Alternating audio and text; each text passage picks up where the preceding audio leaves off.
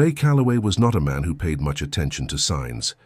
He had spent most of his life moving through the world with his head down and his hands busy, the way a lot of men do when they've had more hard years than easy ones. He wasn't superstitious. He wasn't the kind of person who believed in luck or fate or fortune dropping out of the sky. He believed in work. He believed in patience. And he believed that if you kept your nose clean and your bills paid, things would eventually level out. But then his dog started digging, and digging, and digging. For 3 full days that dog would not stop. What Ray found when he finally gave in and grabbed a shovel would not just change his financial situation, it would completely rewrite the rest of his life. And the strangest part of the whole story, the answer had been sitting right under his feet from the moment he moved in. Ray Calloway was 52 years old when he bought the property outside of Elko, Nevada. 52 is not old by most standards, but after a career that had taken him through factory work, long-haul trucking, and a brief and painful attempt at running a small welding supply shop, it felt old to Ray. His knees bothered him. His savings had been mostly consumed by the shop's failure, and the years of trucking had cost him 2 good relationships and more nights in roadside motels than he cared to remember. He wasn't broke. That's important to understand. He wasn't sleeping in his truck or eating from a food bank, but he was close enough to the edge that the edge felt real. He had a little over $40,000 left after the shop closed and all the debts were settled. His truck was paid off. He had no mortgage because he had never owned a home. He had been renting a 1-bedroom apartment in Reno for 11 years, which is the kind of thing a man doesn't like to admit out loud, but which is simply the shape that some lives take. His daughter, Melissa, lived in Sacramento with her husband and 2 kids. She called on Sundays. They were not estranged, but they were not close in the way Ray sometimes wished they could be. The distance between them was not just the highway miles, but the kind of quiet gap that forms when a parent and a child have both been busy surviving for too long. Ray had a dog named Biscuit. Biscuit was a 7-year-old male golden retriever, the kind of dog that makes strangers stop on sidewalks to admire him. Big, warm, patient, with a coat the color of honey and eyes that always seemed to be tracking something just beyond your line of sight. Ray had gotten Biscuit as a puppy during the shop years, when things were still looking promising, and the dog had outlasted almost everything else from that period. The shop. The girlfriend he'd had then. The optimism. When Ray decided to leave Reno, it wasn't dramatic. He wasn't running from anything specific. He had seen a listing for a foreclosed property about 40 miles outside of Elko, in a stretch of high desert that most people drove through without stopping. The listing described it as a 2-bedroom ranch house on 6 acres with a detached workshop and a well. The asking price, after all the foreclosure complications, was just under $62,000. He went to look at it on a Thursday in early April, the kind of day Nevada does well. Wide and cold and bone clear, the kind of sky you only see when you're far enough from any city to let your eyes actually open. The property sat at the end of a dirt road that branched off a 2-lane county highway. There was a modest fence line, half of which had given up its posts to time and weather. The house itself was small but sound. The workshop in the back was better, solidly built with a concrete floor and good electrical.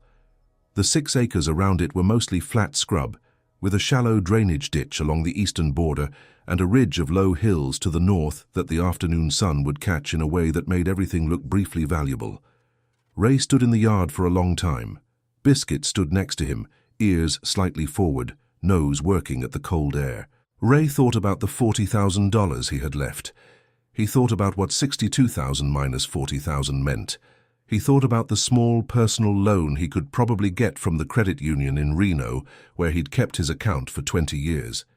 He thought about the workshop and what he could do in a space like that. He called the realtor the next morning and made an offer. 3 weeks later, Ray Calloway owned land for the first time in his life. The first month was mostly work. Cleaning, repairing, hauling out the previous owner's abandoned belongings from the workshop and the crawl space under the house. He started taking small welding jobs from farmers and ranchers in the area, using his tools and the good workshop, building a quiet local reputation the way you do in rural places, slowly and entirely by word of mouth. He was not making serious money yet, but he was covering his basic costs, which felt like enough for the moment. He planted a small vegetable garden along the south wall of the house. He fixed the fence. He drove into Elko twice a week for supplies and slowly began to learn the rhythms of a place that moved at a pace very different from anything he'd known before. Biscuit adapted immediately. The dog had always been energetic in the way that large dogs in small spaces are energetic, anxious, over-enthusiastic, slightly desperate for room. On 6 acres of open land, something in him seemed to settle. He ranged widely during the day, covering the property in long arcs, always returning. He had his favorite spots: a shady patch near the workshop wall, a low area near the drainage ditch where something interesting seemed to live, and one particular area about 80 feet behind the house, near a cluster of 3 old juniper trees that had grown together into a rough canopy. Ray noticed that Biscuit spent a lot of time near those trees, but didn't pay it much attention at first. Dogs have their spots. It wasn't unusual. What happened on the 14th day of May was different. Ray was in the workshop when he heard it. Not a bark, not the whimper Biscuit made when a coyote passed too close to the fence line. This was rhythmic scratching, the fast, determined kind that a dog makes when it is absolutely committed to getting somewhere underground. Ray stepped outside and found Biscuit at the base of the junipers, both front paws moving like pistons, dirt flying behind him in a steady arc. "Biscuit, hey, come on." The dog stopped, looked at Ray with those direct amber eyes, then went right back to digging. Ray walked over, grabbed Biscuit gently by the collar and pulled him away from the spot. There was a shallow scrape in the ground, maybe 6 inches deep, maybe 18 inches across. Nothing in it. Ray figured the dog had caught a scent, a ground squirrel, a snake den, something. He filled the scrape back in with his boot, said, "Leave it," with what authority he could manage, and went back to the workshop. An hour later, Biscuit was back at the same spot. The scrape was deeper. Ray pulled him away again, filled it in, went inside and made dinner. The next morning he found Biscuit already at work, before Ray had finished his first cup of coffee. The hole was now close to a foot deep. Clean, straight-sided, with the focused geometry of an animal that had decided something important was down there. Ray stood there in the early light with his coffee, watching the dog work, and felt the first small tug of something that wasn't quite curiosity yet. Not quite. He pulled Biscuit away, filled the hole in for the second time, gave the dog breakfast and a long walk along the eastern fence. Biscuit seemed to enjoy the walk. But by mid-afternoon, Ray could see from the workshop window that Biscuit was back at the junipers, working with the same disciplined focus. This continued through the second day. The hole got deeper. Biscuit would pause occasionally, nose pressed to the dirt at the bottom, then resume. He wasn't frantic. He was methodical. That was the word that kept occurring to Ray. For a dog, the behavior was remarkably methodical. Whatever Biscuit was tracking, it wasn't a squirrel. Animals that live underground move. They dig escape routes. They abandon a tunnel that's being pursued. A dog that's chasing a live animal will eventually lose interest when the animal finds an alternate exit. Biscuit wasn't losing interest. By the evening of the second day, the hole was almost 2 feet deep. Ray stood at the edge of it in the fading light and looked down at the raw Nevada earth, reddish-brown and dry, with occasional seams of pale clay, and thought about the previous owner. He had never met the man. The property had gone into foreclosure after the owner, a man named Earl Pruitt, had passed away with no surviving family and significant unpaid debts. The county had processed the estate, and what remained after legal proceedings had eventually become the listing Ray purchased. The realtor had been vague about Pruitt's history. An older man, retired, had lived on the property alone for many years. Nobody local seemed to know him well. He had kept to himself, which in rural Nevada is not unusual enough to attract attention. Ray thought about Earl Pruitt standing under those same juniper trees on the same ground and felt a cold, specific kind of curiosity move through him. He didn't dig. Not yet. He went inside, made a sandwich, watched 2 hours of television, and told himself the dog had probably found a dead animal smell. On the morning of day 3, the hole was nearly 3 feet deep. Biscuit had been at it before sunrise. When Ray came outside in the grey early light and saw the volume of dirt displaced, a neat pile nearly 2 feet high beside the hole, He stopped pretending the dog was chasing a squirrel.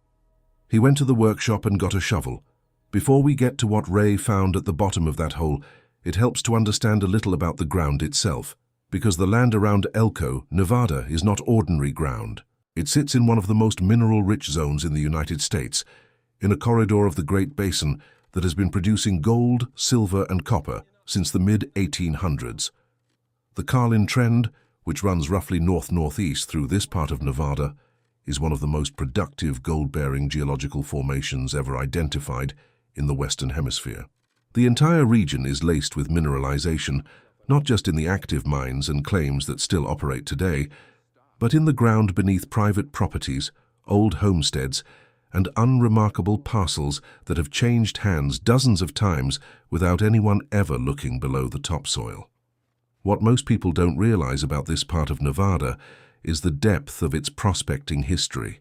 The first serious gold discoveries in the Elko area date back to the 1860s, when the region was filling up with miners who had worked the California fields and were moving east in search of deposits that hadn't already been picked over. They worked streams and gulches, hard rock veins, placer deposits in dry washes. Many of them worked alone. Many of them had no bank accounts, no trust in paper money, no connection to any financial institution that would have accepted their deposits without asking difficult questions. A man who pulled gold from the earth in 1887 or 1902 or 1921 had limited options for what to do with it. He could sell it to an assay office or a mining company, which required paperwork, identification, and a willingness to accept the price being offered, or he could keep it, physically, on his person or on his property. This is not a secret. It is a historical fact that people in isolated parts of the American West cached valuables on their land, in their structures, or underground. They did it during periods of economic instability. They did it when they didn't trust banks, and there were many periods when that distrust was completely rational, given the frequency with which small Western banks failed. They did it simply because the land felt more permanent and trustworthy than any institution. Earl Pruitt had lived on that land for over 30 years. Nobody knew exactly where he had come from before Elko. The county records showed the property changing hands twice before Pruitt acquired it, in the late 1980s, and before that it had been part of a larger ranch that had been subdivided and sold off during the 1970s. What the records didn't show, what no piece of paper in any filing cabinet could tell you, was what any of those previous occupants had done with the ground beneath their feet.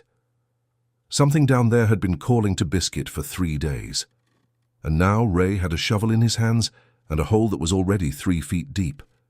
It took Ray about 20 minutes to widen the hole enough to work comfortably and another 30 minutes to reach the 4-foot mark. The soil was dry and compact and had clearly not been disturbed in a very long time, which Ray noticed but didn't yet let himself think too hard about. His reasoning was still defensive. He was cleaning up after his dog, basically, checking that there was nothing harmful in the hole. He would confirm it was empty and fill it back in. That was the story he was telling himself. At 4 feet, the shovel hit something. Not rock, not a root. The sound was different from both of those. It was a dull, dense clunk, the kind of sound a metal tool makes when it contacts another piece of metal through a thin layer of earth. A sound with no give to it. Ray stopped. He crouched at the edge of the hole, leaning in, and used his hand to brush the loose soil away from the area his shovel had contacted. His heart was doing something unusual. Not racing exactly, more like deepening, getting more serious with each beat. Under 2 inches of soil, he could see the edge of something flat and dark. Metal, definitely. He brushed more dirt away and made out a corner. A rectangular corner. He brushed further, and the outlines of a lid came into view. A hinged lid with a small clasp, thick with oxidation and rust, but unmistakably a lid. A box. There was a metal box buried 4 feet underground at the base of 3 juniper trees on his property. Ray sat back on his heels and stayed very still for a moment.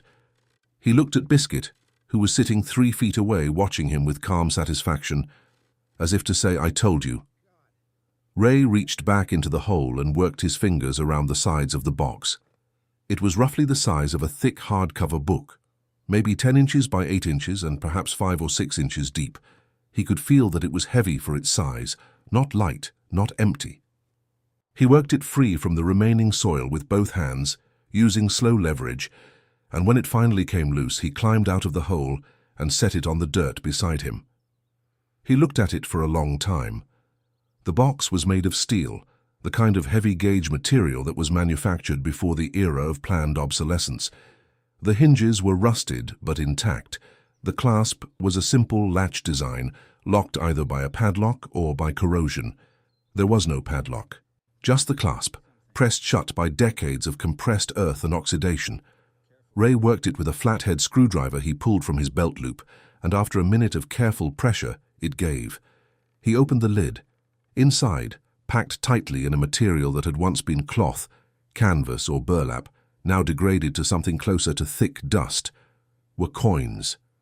Gold coins, stacked in ordered columns, some still in that decaying wrapping, some loose. Ray picked one up. It was about the size of a modern quarter, but thicker, heavier, with the specific density that gold has, a weight that feels almost wrong for its size, more than physics seems to warrant. On its face was the profile of liberty. On its reverse, an eagle. Ray had seen enough to recognize them as American gold pieces, though he couldn't have said immediately what denomination or year. There were a lot of them. He counted quickly, moving the columns carefully, trying not to disturb the layout more than necessary. He stopped counting at 60 and realized he wasn't close to the bottom of the box yet.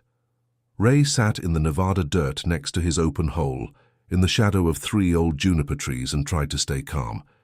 He did not succeed entirely. The first coherent thought Ray had after the initial shock was not about money. It was about legitimacy, not guilt. He had done nothing wrong. But the specific, practical question that anyone who has ever found something valuable immediately confronts: is this mine? This is a question with legal complexity that most people are not prepared for. The general principle in American property law is that objects found buried on land you own do, in most cases, belong to you. But that principle is surrounded by exceptions, qualifications, and procedures that vary by state and by circumstance. Nevada has specific statutes about mineral rights and found property. The IRS has clear rules about unexpected income from found valuables. The question of whether previous owners, their heirs, or any creditors might have a claim is not entirely simple when the previous owner died in debt. Ray didn't know all of this in detail, but he knew enough to know that what he did in the next 24 hours would matter a great deal.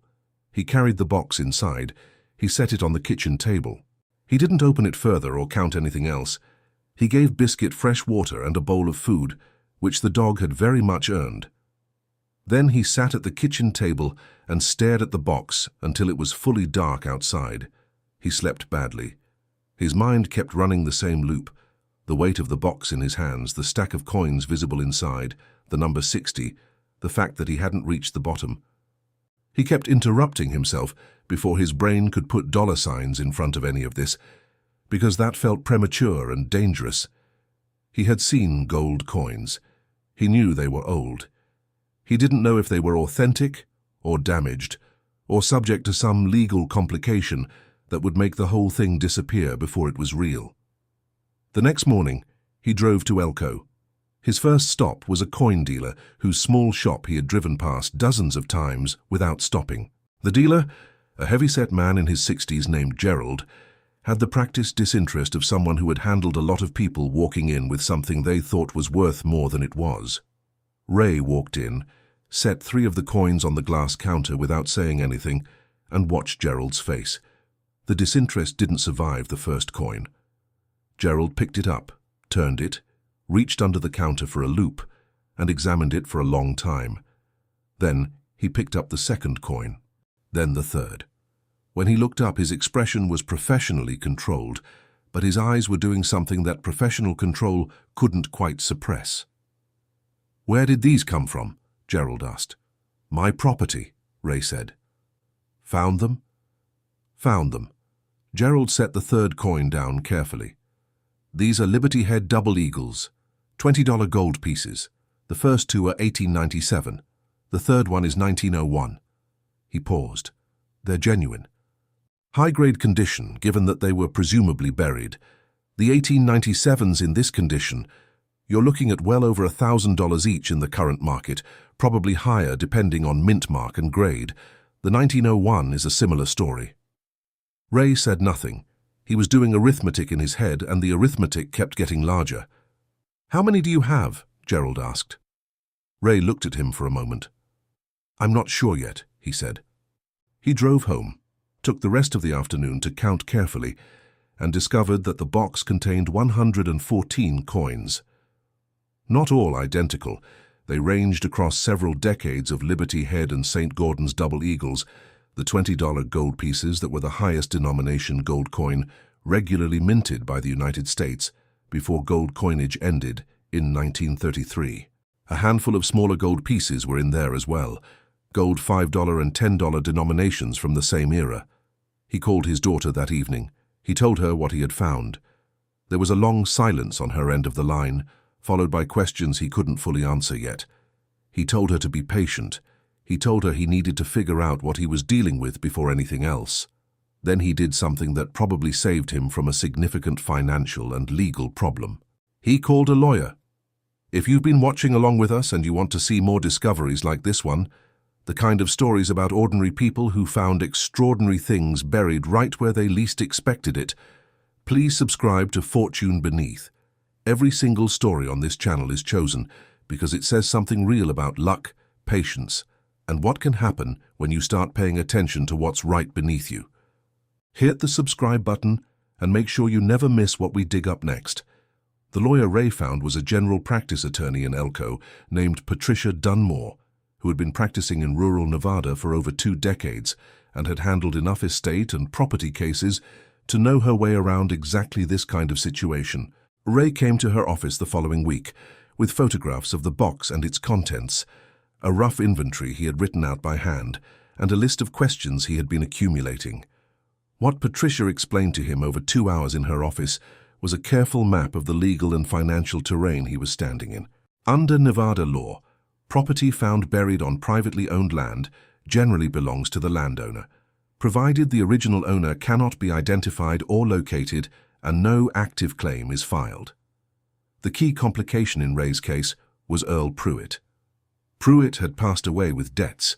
His estate had gone through a formal process before the property was foreclosed and sold. The question was whether Pruitt had definitively owned the coins during his lifetime or whether they predated his ownership, in which case they might be considered part of the land itself rather than personal property Pruitt had buried. This distinction mattered enormously. If the coins were considered Pruitt's personal property, his creditors, whose claims had been processed through the estate, might argue they had a right to the value. If the coins predated Pruitt and were considered part of the land's history, Ray's ownership of the land likely covered them. Patricia was cautiously optimistic. The coins' dates ranged from the 1880s through the early 1930s. The oldest were 50 to 60 years old before Pruitt even acquired the property. The fact that they were buried in conditions suggesting decades of undisturbed rest made it plausible, and in Patricia's view likely, that the cash predated Pruitt's ownership rather than having been placed by him. She recommended filing a formal notification with the county, proceeding with a professional numismatic appraisal, and being entirely transparent about the discovery from the beginning, which Ray had already been. "The worst thing you can do in a situation like this is treat it like a secret," Patricia told him. She was right about that. The word gets used sometimes to describe what people try to do with unexpected finds. Keep them quiet, avoid the paperwork, move fast before anyone can complicate things. But that approach almost always backfires. Found valuables that are handled that way have a tendency to become legal problems and tax nightmares. Handled correctly with proper documentation and honest reporting, a discovery like Ray's stands on solid legal ground. Patricia also walked him through the tax implications. The IRS treats found property as ordinary income in the year it is found and disposed of. The fair market value of the coins at the time of their discovery becomes taxable income. This was not a small issue. Depending on the final appraisal, Ray was looking at a significant tax obligation, but it was a manageable one, and Patricia connected him with a tax accountant who had experience with exactly this kind of situation. Ray went home that day with a cleaner picture of his situation. It was not a simple picture, but clarity is worth more than simplicity when you're standing at the edge of a life-changing decision.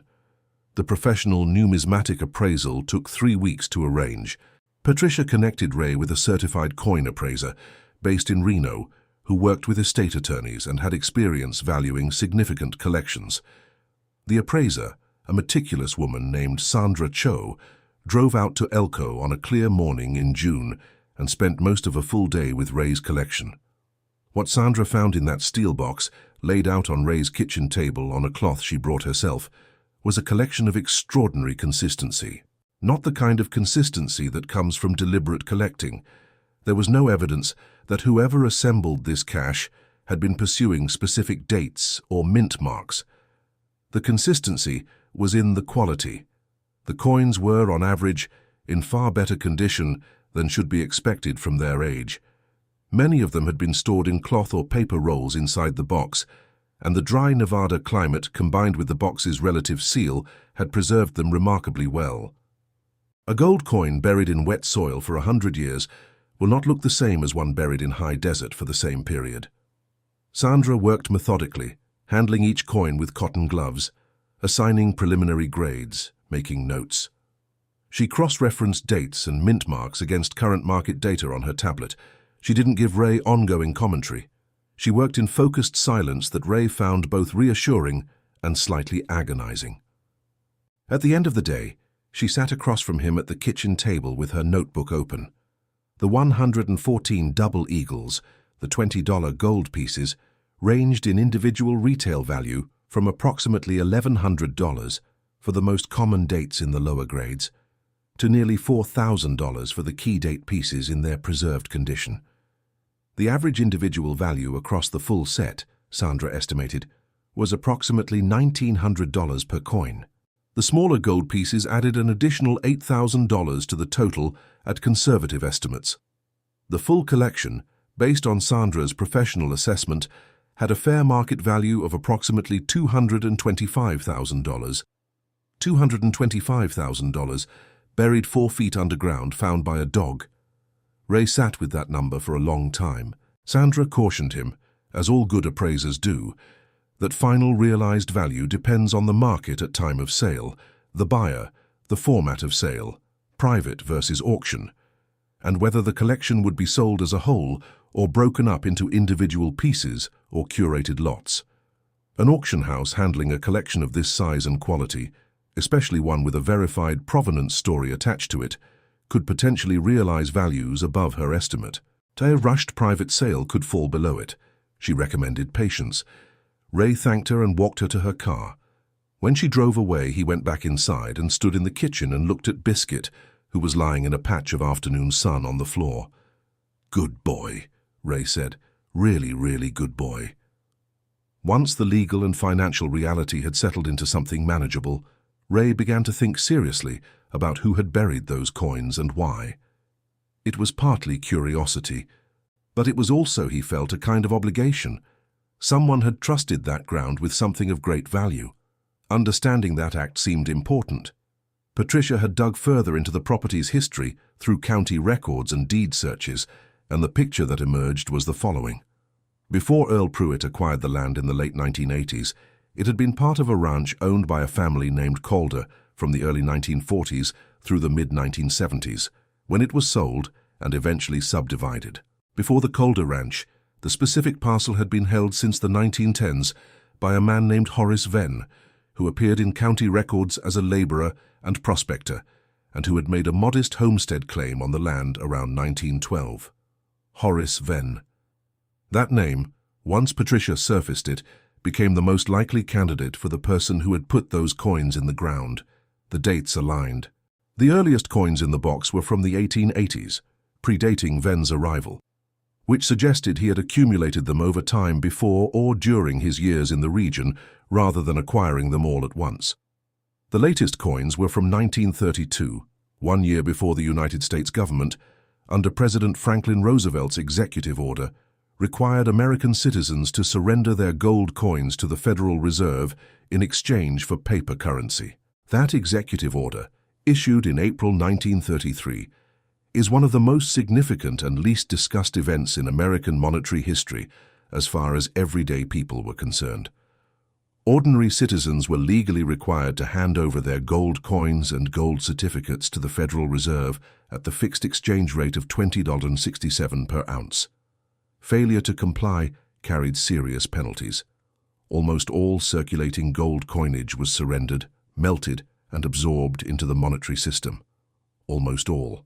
There were people, and the historical record makes clear that this was not rare, who could not bring themselves to surrender gold that they had earned through labor, often grueling and dangerous labor, in exchange for paper money from an institution they didn't trust during an economic crisis they could see destroying everything around them. The Great Depression was in its fourth year in 1933. Banks had been failing. Paper money had already demonstrated its fragility. Gold was real in a way that paper simply was not, and for a man like Horace Venn, a prospector in rural Nevada who had spent his working years pulling value directly from the earth, the idea of surrendering that gold to the government was probably unthinkable. So he buried it. He chose a spot he would know again, 3 juniper trees that would persist long after any man-made marker had disappeared. He packed the coins carefully. He put them in a steel box designed to last. He put the box in the ground 4 feet deep, where no casual disturbance would reach it. And then, at some point, Horace Venn was no longer able to retrieve what he had put there. Perhaps he left the area. Perhaps his health failed. Perhaps he simply waited for a moment that never came. The land changed hands and then changed hands again and then again. The 3 junipers kept growing. The box kept waiting. For roughly 90 years, give or take, those coins sat exactly where Horace Venn had placed them, until a golden retriever named Biscuit decided enough was enough. Patricia's legal analysis ultimately concluded in Ray's favor. The county reviewed the situation, and based on the age of the cash and the documentation that it predated Pruitt's ownership by decades, confirmed that the coins were considered part of the land's permanent fixtures at the time of Ray's purchase, which meant they belonged to Ray. No creditors of Pruitt's estate filed any claim, and after the waiting period elapsed without challenge, the matter was legally settled. Ray sold the collection through a regional auction house in Reno that specialized in coins and precious metals. The auction generated significant interest from the beginning, partly because the story of the discovery attached to the collection gave it what auction specialists call provenance value, a verified narrative that makes a lot of collectors willing to pay a premium. The collection sold over 2 auction sessions for a total realized amount of $268,000. After the auction house commission, the tax accountant's fees, and a tax payment to the IRS that the accountant had carefully prepared for, working with Ray throughout the process to make sure there were no surprises, Ray netted approximately $174,000. $174,000. It is worth taking a moment to understand what that number meant in the context of Ray Calloway's actual life, because the abstract figure is less meaningful than the concrete reality of what it changed. Ray had a mortgage on his Elko property of just over $50,000 remaining. He paid it off entirely, writing the check with the kind of focused, quiet satisfaction that only comes when you hand over a significant sum of money and know that what you're getting in return is the permanent, unencumbered ownership of something. His land, his workshop, his 6 acres of high desert, paid in full. He put $40,000 into a retirement account that he had previously been contributing to in amounts small enough to feel almost symbolic. With $40,000 added, it became real. He set aside $25,000 in a savings account as what his accountant called a liquidity cushion, essentially an emergency fund large enough to absorb a bad year without destabilizing everything else. He spent $15,000 on the workshop, new equipment, a proper ventilation system, a second welding station that allowed him to take larger jobs. His small welding business in Elko had been growing steadily by word of mouth, and the equipment upgrade immediately expanded what he could offer. Within 8 months, his monthly revenue from the shop had increased significantly. He gave his daughter Melissa $20,000. He wired it to her with a note that said only, "From Biscuit and me." She called that evening, and they talked for over an hour, longer than they had talked in years. Something in the act of giving and in the story behind it moved the distance between them. Not entirely, but measurably. The remaining funds he managed carefully, following the accountant's guidance, in a mix of conservative investments and additional contributions to his retirement account over the following 2 years. Ray did not become wealthy in the way people imagine when they hear about found treasure. He did not buy a mansion or take an extravagant trip. He was not the kind of man who wanted those things. What he wanted was stability, and that is what the money bought him. A version of the life he had been trying to build for decades, suddenly standing on a much firmer foundation. He kept farming the vegetable garden along the south wall. He kept doing welding work for farmers and ranchers. He kept driving into Elko twice a week. His life, from the outside, did not look radically different, but from the inside, it was. The difference between standing on solid ground and standing on ice is not always visible to the people watching from a distance. There is a specific kind of thing that happens when a story like this makes its way around a community, which it eventually does regardless of how private the person involved tries to be. People start looking at the ordinary ground around them differently. In the months after Ray's discovery became known in the Elko area, through the auction house, through county records that were technically public, through the kind of small-town information flow that has its own persistent logic, Ray got calls and messages from neighbors, from strangers, from people 2 counties away who had read about it somewhere. Some of them wanted to know if he would sell the property. Some of them had their own theories about buried valuables in the region. A few of them, he knew, quietly started poking around their own land in ways they hadn't before. He didn't blame any of them. The discovery had awakened in him something that he had not expected, and that stayed with him long after the money was settled. Not greed. That's not the right word for it. More like attentiveness. A new awareness of the layers beneath the surface of ordinary things.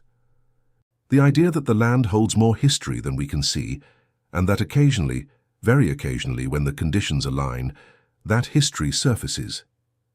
He thought about Horace Venn often. He thought about what it meant to be a man who had spent his working years earning something of real value, coin by coin and ounce by ounce, in the hard way that prospectors in early Nevada earned things, and who had then held on to it, refused to surrender it, trusted it to the ground.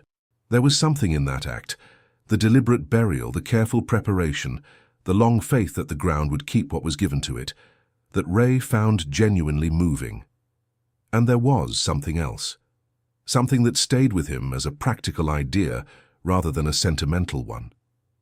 If Horace Venn had buried a box under those junipers, and if the property had passed through at least 3 sets of hands without anyone finding it, what did that say about all the other caches that had been put in the ground across this part of the country and never recovered? This is not a hypothetical question. Numismatists, historians, and law enforcement agencies that handle found property have all documented over the decades a persistent pattern of buried valuables turning up in the American West and Midwest, in old farm fields, under the floors of structures being demolished, in the walls of buildings undergoing renovation, in vacant lots cleared for development.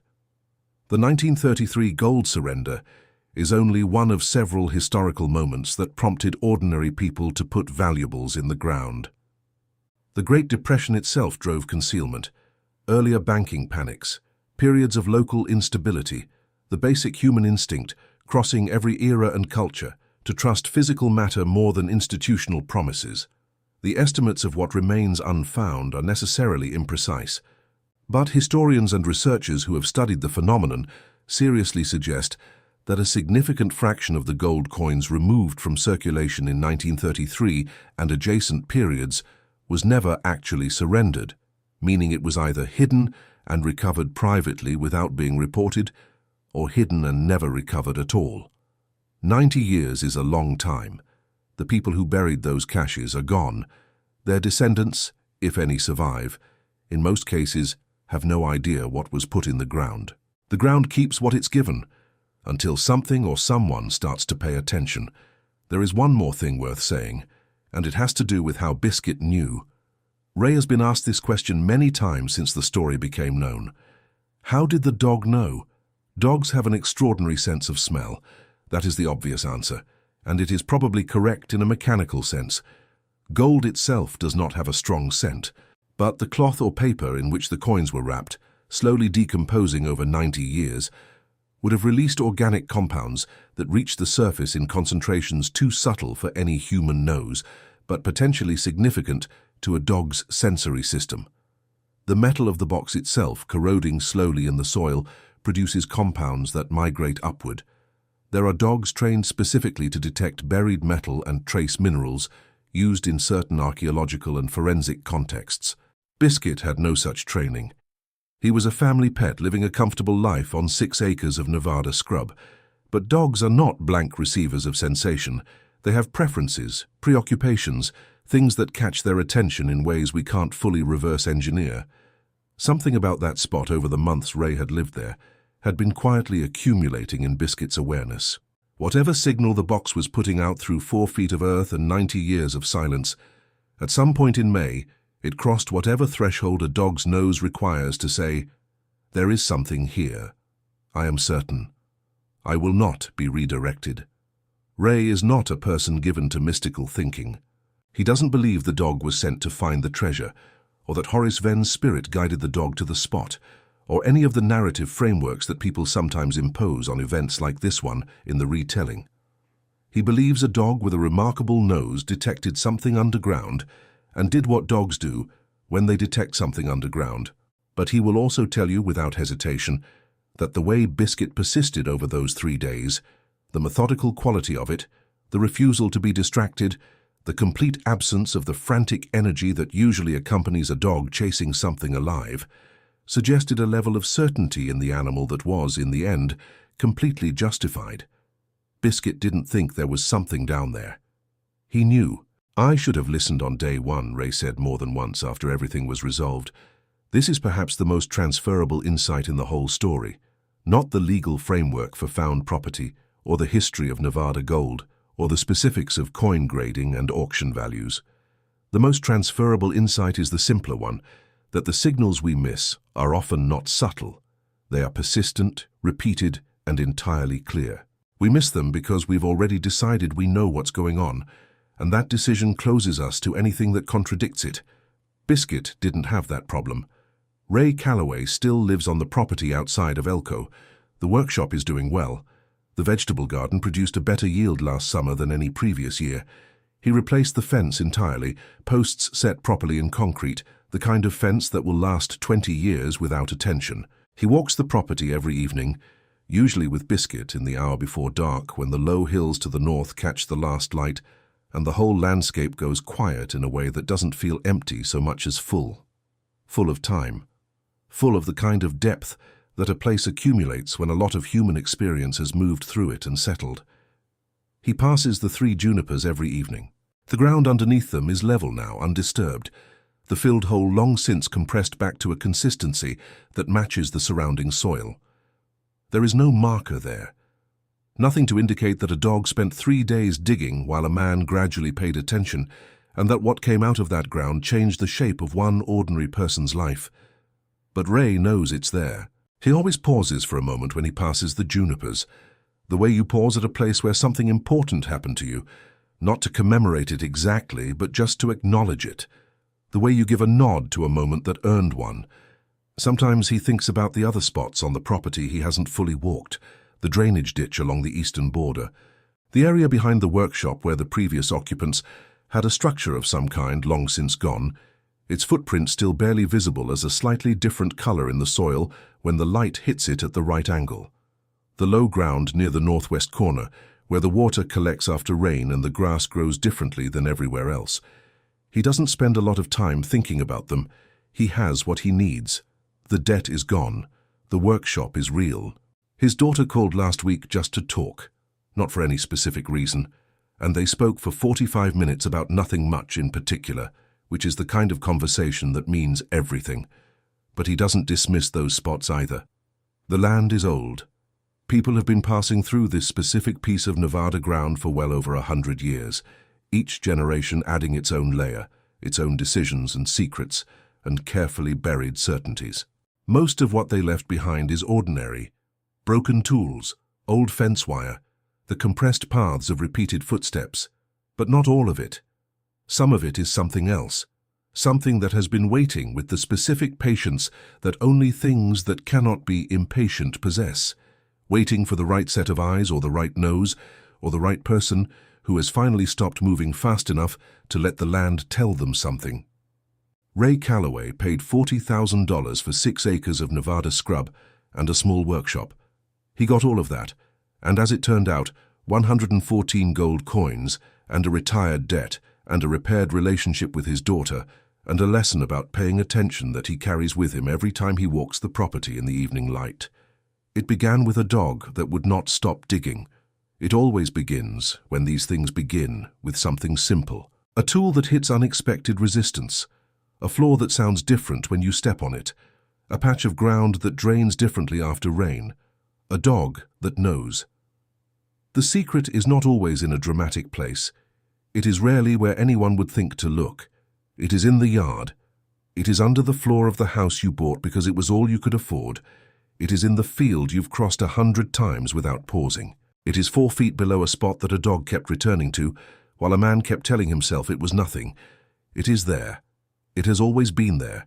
It was there before you arrived, and it will be there after you leave, unless by some combination of patience, attention, and the persistent certainty of an animal who trusts its nose more than it trusts assumptions, something in you or around you finally decides to look. That's the thing about what's buried. It waits. It doesn't advertise itself. It doesn't get impatient. It simply stays exactly where it was put, in the dark and the quiet and the pressing weight of earth, for however long it takes. For 90 years, those coins waited in the Nevada ground. They waited through the end of the Depression, through the war years, through decades of prosperity and crisis and change that rearranged the surface of American life again and again. They waited while 3 families owned the land above them, without ever pausing over that particular spot, in that particular way. They waited while the junipers grew taller and broader, and their roots reached further into the ground without quite touching what was below. And then a golden retriever in the spring of an ordinary year pressed his nose to the ground under those trees and said, in the only language he had, "Here. It's here. I'm telling you. Here." And eventually, after 3 days, which is long for patience and short for 90 years, a man picked up a shovel. That's all it took. That's all it ever takes. The rest is just a matter of paying attention. If this story made you stop and think about what might be waiting in the ground beneath places we walk past every day, without a second glance, then this channel is exactly where you want to be. We go deep into the stories of ordinary people who paid attention at the right moment and found something that changed everything. Subscribe to Fortune Beneath so you never miss a discovery. If this video got to you, share it with someone who believes that luck is just preparation, meeting the moment you finally look down. And if you want more, leave a comment with the kind of discovery you'd most want to hear about next. The ground is full of stories. We'll keep digging them up.